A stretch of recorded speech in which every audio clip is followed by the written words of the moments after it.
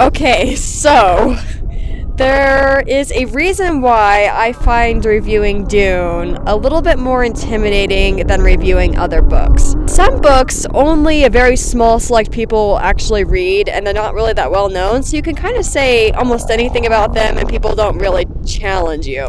But when you review a book like Dune, this is a book that tons of people read. It's like the Lord of the Rings for science fiction. Even PewDiePie reviewed Dune, interestingly enough. Even though, low-key, PewDiePie is a little bit of a booktuber. Just look at this thumbnail. I definitely fell for that thumbnail. When Dune came out, and even a little bit today, science fiction was a little bit stigmatized. So Frank Herbert was often asked, like, it's just a science fiction book, is that really all it is? And he'd have to come back and say, no, there's actually merit to this. There is politics, there's history, there is ecology, there's a ton of interesting topics that are taken in with this. Here's actually a short clip of him saying, doesn't matter what it is, you should like it no matter what. But I don't care what they call it, you see. I don't care as long as they can find it on the bookshelf.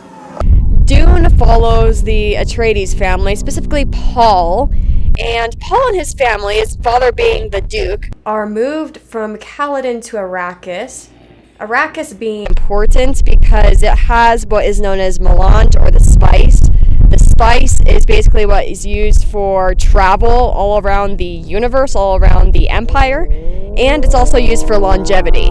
Now, the Atreides family gets tangled up in politics and political schemes, and they don't always come out on top, which is a very important aspect of this. Paul takes some hits throughout this, but eventually he ends up becoming a prophetic character and a very powerful ruler.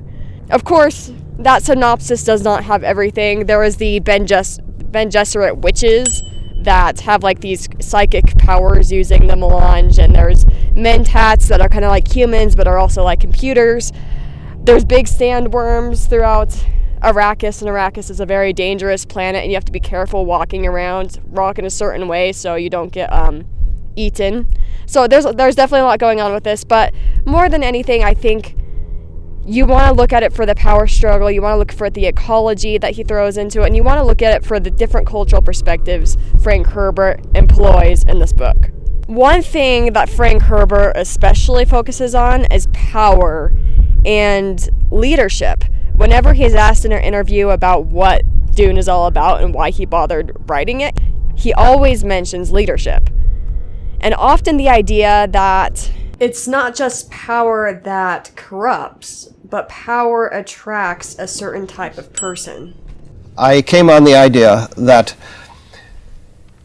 leaders amplify the mistakes. Their mistakes are amplified by the numbers who follow them without question.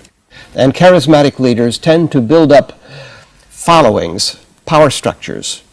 And those power structures tend to be taken over by people who are corruptible. I don't think that the old saw about power corrupting and absolute power corrupting absolutely is accurate. I think power attracts the corruptible. And then there's different types of power. There's like the Bene Gesserit witches, like I talked about, that have more like a shadow type power. They kind of are pulling the strings in some ways, but a little bit less directly. And then there's the Empire that has power in a more blatant way as they have control of the military.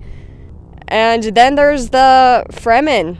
They have power on the planet of Dune, basically being like a nomadic people, kind of based off of the Bedouins and people like that. And the power of kind of like a cult following. We kind of have a little bit of cultish behavior in this book, and that's also very interesting to take a look at. Funny enough, he was so good at this that some people thought that he was kind of forming his own cult. Well, that and the fact that the book became so popular. When people come to me and say, and insist that I'm a cult leader and that I'm forming a cult, if they carry it on too long, I finally turn on them and I say, all right, we're going to start a cult. And we're going to Guyana next week, and we're going to start Herbert Town, and you can have the Kool-Aid concession.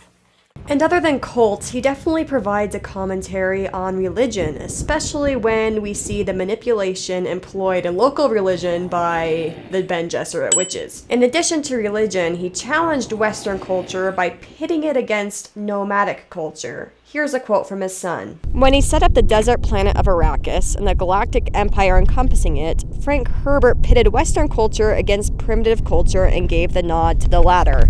And I really like how he pointed that out, because he really does make this Fremen people seem intelligent. They know things that the Empire does not, and they have skills that the Empire does not. So instead of just saying that Western culture is kind of like the epitome of everything, he gives them their strengths. Frank Herbert was actually also really interested in ecology. He first got interested in dunes when he visited some dunes in Florence, Oregon, and noticed how they were trying to pack the dunes down with grasses. And he learned a lot about dunes because of that passion that got sparked, and he made his world on Dune very ecologically realistic, to where it makes both internal and external sense. He also was an early proponent of changing over to renewable sources. Here's him saying that. I'm a believer in the high energy life. I just say we have to shift from non-renewable energy to renewable energy, and we have to start taking the steps now. We really do have to start taking those steps now. So that shows that Dune is not only historically and economically and politically inspired, but also ecologically inspired, which makes this book one that requires him to know quite a lot about lots of different things, and very impressive, honestly. I quickly want to address just a couple common criticisms, because I thought Dune was 5 out of 5 stars. There's so many things you could pull from it. It is a classic for a reason, and I believe him when he says every time you read Dune, you find something new. This was only my first read through, and I already saw so much. But one main criticism that people generally give Dune is that the pacing just doesn't go very well. Either it's too slow or it's just too erratic. And one thing that you might want to consider with this is it was actually originally published in a magazine, like serially, and then was later published in a novel. So that might have something to do with it.